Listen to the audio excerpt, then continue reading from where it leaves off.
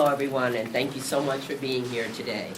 This morning, I introduced articles of impeachment against Homeland Security Secretary Kristi Noem. I am proud to have the support of almost 70 members of Congress already from all across the country. Secretary Noem has brought her reign of terror to the Chicagoland area, LA, New Orleans, Charlotte, Durham, and communities north to south to east to west. You'll hear from some of those communities, Minnesota and Portland. She needs to be held accountable for her actions. This is why I introduced 3 articles of impeachment against Secretary Noem. Number 1, obstruction of Congress. Secretary Noem has denied me and other members of Congress oversight of ICE detention facilities. I was denied access to the ICE facility in Broadview despite following Secretary Noem's unlawful 7-day notice requirement. It is our constitutional duty to find out what's happening in these centers where inhumane conditions continue to be reported. Number 2, violation of public trust. Secretary Noem directed DHS agents to arrest people without warrants, use tear gas against citizens, and ignore due process. She claims she's taken murderers and rapists off our streets, but none of the 614 people arrested during Operation Midway Blitz in Chicago have been charged or convicted of murder or rape. Federal agents repelled from Black Hawk helicopters and burst through an apartment in the South Shore of Chicago. That was in my district. They dragged people, U.S. citizens and immigrants alike, out of bed in the middle of the night. Number 3 is self-dealing. Secretary Noem has abused her power for personal benefit. She steered a federal contract to a new firm run by a friend. Her propaganda campaign to recruit ICE agents cost taxpayers $200 million. She made a video that turned the South Shore raid into something that looked like a movie trailer. But make no mistake, this is not a movie. This is real life, and real people are being hurt and killed. Renee Nicole Good is dead because Secretary Noem allowed her DHS agents to run amok. Families are forever torn apart. This is not about personalities or trivial disagreements. Secretary Noem has called my impeachment efforts silly. I want to tell her right now, Secretary Noem, you have violated your oath of office, and there will be consequences. I am watching you, members of Congress are watching you, the American people, most importantly, are watching you. And most of all, we are not liking what we're seeing. If you believe impeachment is silly, then you are not taking your job or our Constitution seriously. Now it's my honor to introduce Congressman Adriano Espaillat from New York's 13th District and Chair of the Congressional Hispanic Caucus. Thank you, Congresswoman Robin Kelly. I am proud to join you in introducing these articles of impeachment against Secretary Noem, who have clearly violated the law and the trust of the American people. 32 people died under DHS custody in 2025, and already 4 people have died in 2026, along widespread reports of sexual abuse, medical neglect, and inhumane conditions. All of this enabled by a broken system. But most importantly, our eyes do not defy us. Our eyes do not lie to us. We see, as the rest of the world has seen, have women are being violently pulled out of their cars and assaulted in front of the American people and in front of the eyes of the world. How a woman was shot in the face as America watched on TV and as the rest of the world watched of this heinous murder. We've seen how not only immigrants, but green card holders, TPS recipients, farm workers, and even American citizens are being stopped illegally, cuffed, detained, and in some cases arrested and deported. I went to Monterrey, Mexico where I met with 4 children, US-born children, American citizens, that were sent to Mexico with their parents, including a young girl with a chronic cancer condition in her brain that needed immediate medical attention in a hospital in Houston, Texas. So this is a human rights violation, a blatant human rights violation. This is only seen in aggressive dictatorships across the world. And so that's what we have. This is the Trump dictatorship. Do you think that a dictatorship knocks on your door and gives you a dozen roses when you open it? A dictatorship takes away your rights, your fundamental rights. It creeps up behind you and it assaults you. Eventually, it knocks on your door and shoots you. This is what's happening in America today. And so that's why it is important to hold the Secretary accountable. This is enshrined in our laws and our Constitution. We must exercise our oversight powers. Congresswoman Velasquez and I went to 26 Federal Plaza, where we were denied entry to an ICE building. Subsequently, we went to court, and we had a favorable decision by that court to allow us to exercise our oversight powers. And just recently, Secretary Noem again placed another 7-day notice so they can prepare themselves and hide the truth before we get there. When we got there, they were mopping the floors. They were cleaning up. They didn't want us to see the dirty conditions. 30 men in a room with 2 toilets, one of them broken. A woman right across in another cell that could see each other. No confidentiality at all. This is inhumane and warrants an impeachment proceeding. Esto es inhumano. Y sí merece un proceso de destitución. Por eso estoy aquí con la congresista Kelly para unirnos a este proceso que lo garantiza la Constitución de los Estados Unidos. Gracias. Oh, I'm sorry. And now allow me please to introduce Congresswoman Maxine Dexter from Oregon's 3rd District. Thank you so much for joining us today, and thank you to Representative Robin Kelly for meeting this moment with action and moral clarity. I am Congresswoman Maxine Dexter. I'm a mother, a physician, and the honored representative for Oregon's 3rd Congressional District. Last week, ICE murdered Renee Nicole Good in Minneapolis. The very next day, federal agents shot 2 people in East Portland in my district. These are not isolated events. This is part of a pattern of abuse by brazen, militarized federal agents who act without fear of being held accountable to the law. People are being disappeared. People are being assaulted. And now people are being murdered. And when our children and grandchildren ask what we did, when our neighbors were being targeted, I cannot sleep unless I can say every single thing we could.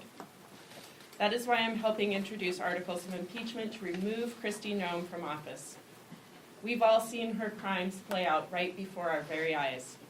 She's willfully obstructed congressional oversight, denying members, as you have heard, of Congress to facilities they have a legal right to conduct oversight at. She's clearly violated public trust with her warrantless arrests, the use of violent force against U.S. citizens, including detaining 4 U.S. citizen children from my district and being held in a windowless cell at the border near Canada for weeks. And Kristi Noem has misused her position for personal gain while inappropriately using $200 million, taxpayer dollars, to fund an ad campaign to bring in ICE recruitment. These are not the best of the best folks that she's looking for. She is looking for people who are willing to invoke her lawless charade. I'm going to use every opportunity to implore my colleagues across this institution to wake up. and join this effort, because protecting communities from unaccountable power isn't optional. That is our duty. Courage is contagious. And with that, I'm honored to yield to one of the most courageous among us, Representative Nydia Velasquez. Thank you. Thank you. Good morning, everyone. And to all my colleagues here and to Robin Kelly, thank you so much for this action. When the president was running for office, for president, he made a pledge to the American people that he will be the no wars president. And yet, he is invading sovereign countries like Venezuela, also sending a message to Cuba, Mexico, Iran, and in our own streets of America, he's launched war against American citizens.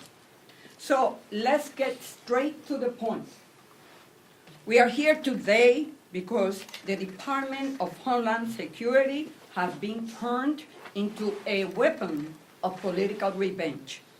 This agency thinks it's above the law. Kristi Noem has treated the Constitution like a suggestion and our communities like a battlefield. I have represented the people of New York for over 30 years. I have seen a lot of presidents, but I have never seen an administration use federal agencies to explicitly punish cities just because they didn't vote for them. That is exactly what Donald Trump is doing, and Kristi Noem is his willing executioner. In my city, ICE is no longer a law enforcement agency. It's a rogue operation. Masked agents are abducting high school students from their neighborhoods. They are snatching fathers and mothers outside our immigration courts during routine checks, turning places of justice into traps. Even this week, they detained a city council staffer who is here in New York legally. This agency is completely out of control. Every time you see an ICE officer interacting with Americans now, they are screaming, cursing, and smashing windows to pull people out of their cars. It is the Wild West out there. And I guess that is why Kristi Noem loves wearing that cowboy hat. The difference is, Ms. Noem, this is not a show. Lives are on the line. When she bragged about shooting her own dog, she wasn't just telling a story. She was showing us her character and how she might run a government agency. When you give untrained individuals a badge and set them loose, Americans are going to get hurt. Just like we saw last week in the tragic killing of Renee Nicole Good. And what was Kristi Noem's response? Did she demand an investigation? No, she went on national television and smeared a dead American as a domestic terrorist. The articles we are filing today lay it all out. The obstruction of Congress, the violation of the public trust, and the self-dealing. While her agents are out there shooting citizens, Noem is busy funneling hundreds of millions in taxpayers' dollars to her friends at agencies through emergency contracts. Kristi Noem has betrayed her oath, she has betrayed the Constitution, and she has betrayed the American people. Quiero decirle que estamos aquí con estos artículos para procesar a la secretaria de Homeland Security, una persona que no es digna de la confianza del pueblo americano, está violando la Constitución, no tiene la capacidad de sentir de tener ningún sentimiento sobre justicia y mucho menos respetar el proceso legal de todas las personas que se encuentran en los Estados Unidos. Por esta y otras razones estamos hoy aquí para traer justicia a las familias, no solamente de Nicole, pero todas las familias inmigrantes que están viviendo aterrorizadas. Aquí, en esta nación, que tiene la estatua de la libertad, que se supone que sea the beacon of hope. Gracias. Thank you so much to my colleagues from the East Coast to Hawaii for standing with me today. And now I'll open it up for a question. Yeah, if I can just ask, obviously, you have many members here. I think you said there's 70 people who have signed Close to on. 70. Does Leader Jeffries support this effort? You'll have to ask Leader Jeffries, but I would not be standing here if I was told not to do it. You know, there was some, So you've spoken to him directly about this? yeah, our staffs have spoken. It was 50 just some time ago. It's 70 today. Do you anticipate that the majority of the caucus will eventually sign on to this effort? Yeah, I expect more to sign on. That's what we're doing now, trying to build more sponsors of the legislation. I mean, people joined on quickly. You know, when I put it out there, people contacted me almost immediately, and it's been growing and growing and growing as people find out about it. And just to follow up to that, have you encountered any resistance from Democrats? Not really.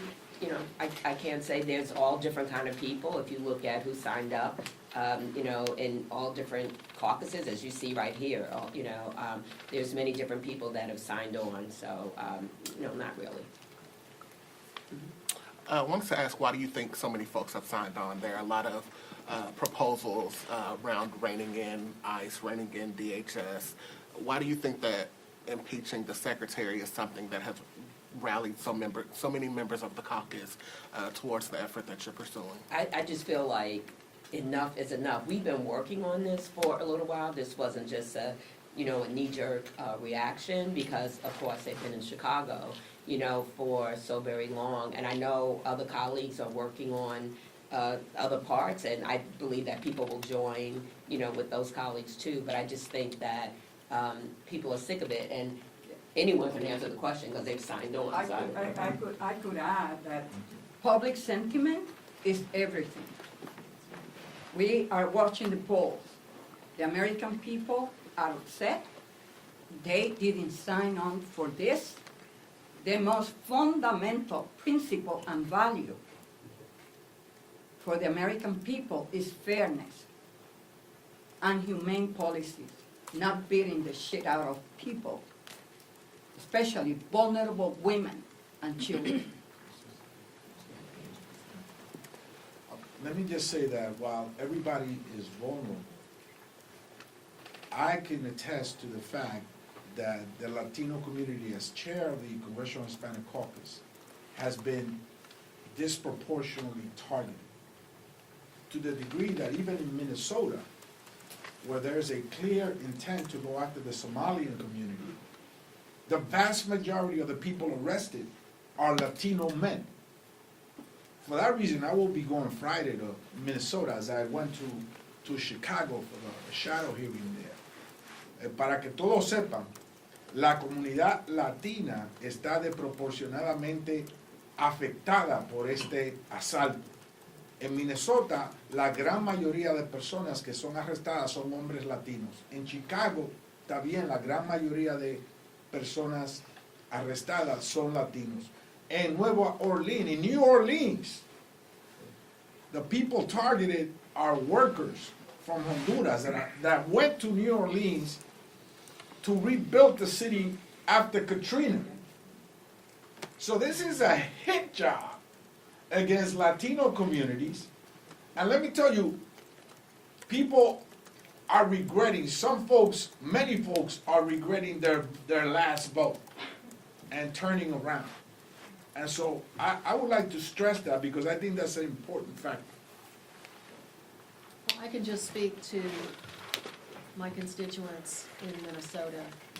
We are being terrorized by Homeland Security and ICE and Secretary Kristi Noem's orders in the state of Minnesota right now. And let me be clear. I'm from a swing district in Minnesota.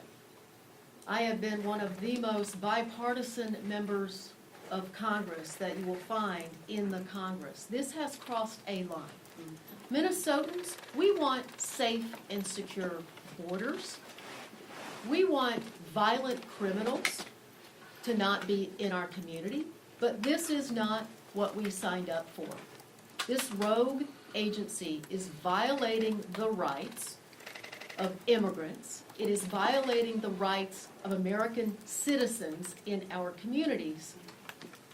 And last Wednesday, the violation of those rights, the escalation by ICE in our communities, got Renee Good killed.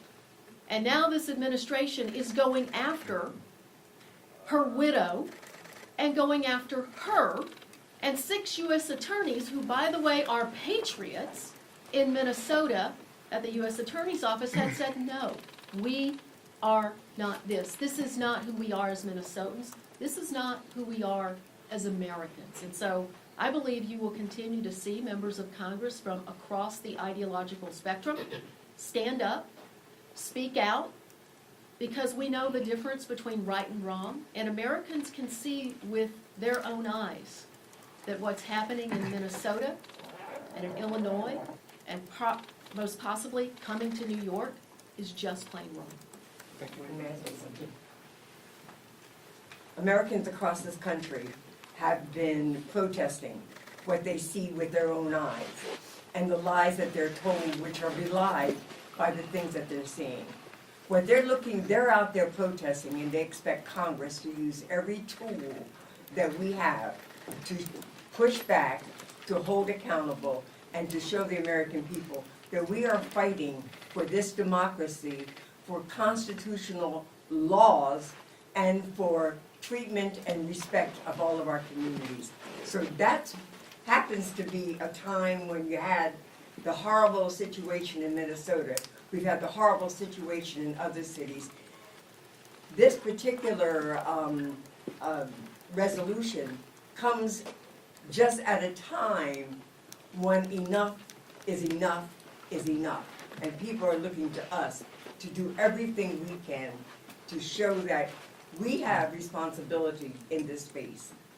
Also, I wanted to say that I've gotten phone calls, and I know my colleagues have too, from constituents, but from people from across this country. People, I do not represent people in different states encouraging what we're, trying to do. The other thing is, you asked me about Leader Jeffries, that we have concentrated so much on, the cost, affordability, and health care, and I never want to detract from that. But when you think about it, and we work with many different people and committees, but this is affecting people's healthcare. This is affecting affordability. When I think about Chicago and people afraid to go to work, when I think about restaurants that don't have as many people coming to eat there, when I've heard stories about people afraid to go to the doctor, afraid to take care of their health because they're afraid to come outside. I had a town hall meeting in a grocery store, and people told me stories how they're just simply afraid to go outside, whether it's shopping, whether it's going to work, whether it's going to healthcare, to their healthcare needs. So this is affecting, it's widespread. It's widespread. I'm not good at this, so. When you think about impeachment, obviously there's a numbers game that's involved with that. If you put the merits of your resolution aside and think about just that numbers game of getting passage in the House and conviction in the Senate, is this more about sending a political message right now or previewing the playbook for Democrats should you take back the majority? Or what's sort of the impetus? Is it just striking the moment with current events? For me and others can answer, it was like Congresswoman Bonnie Watson said enough was enough, you know, and I just feel like we need to use every tool in our toolbox. If we do nothing, nothing will happen. And so just really now trying to build on momentum, getting as many people signed on as possible, that's the first step. If I can just add, you know, we cannot be cynical at this moment. We have to stand up for our country, and if we are cynical that nobody's gonna join or we're not gonna get it passed, nothing happens. And we proved that with the ACA extended premium, or the tax credit extension. People thought that there was no way that we would pass that in the House, and we have to continue to message what's right. The American people can see what's happening is wrong. They want us to act. I had a town hall in less than 24 hours where standing perpetual applause for impeaching Kristi Noem. Like, the people want us to do something, and that's our job. You talk about using every tool in the toolbox. If this effort does not gain enough momentum, what other options are House Democrats considering? There's been a lot of talk of defunding ICE through the appropriations process, also abolishing ICE. What options are on the table? Well, actually, I think at this point, all options are on the table. We just have to see, you know, what's going to work, and we have to have, you know, more discussion around it. But yes, I've heard conversation around that too. But those are all tools in the toolbox that we have to look to. You know, I'm hoping, maybe I'm an optimist, but I'm hoping against hope that when she sees, as people have talked about, the momentum, the public, the polls that are so much against what she's doing, that she will realize that she's a public servant and that she's serving the American people, and the American people do not like what she's doing or what they're seeing. Thank you. You know, the situation in Portland's been brought up. When we talk about this, when, you know, DHS side of the story is that the individual involved driving the car was a member of Tren de Aragua, or believed to be a member of Tren de Aragua. They're alleging that the driver weaponized their vehicle against law enforcement. Is it okay to be lumping these cases together, consider that Renee Nicole Good was not a member of a gang, and does that hurt the effort at all? Yeah, what I'll just say is that the first and foremost issue is that people have rights. Due process is available and a right to every single person in this country. You do not become the executioner because somebody is driving away, and that is absolutely a principle that our law enforcement in Portland has really been very intentional about rebuilding trust in the public right now. So these sorts of lawless activities undermine trust with our public officials, our law enforcement agencies that really are doing the right thing. So I think it's important that people get their day in court, that they are prosecuted if they are criminals. This is the same issue when Abrego Garcia was taken to El Salvador. It is a right to be able to prove your innocence or be found guilty in a court, and that is what these folks are not getting. And even though you differentiated with Renee Good, they still called her a domestic terrorist. Thank you guys so much. Thank you. Thank you.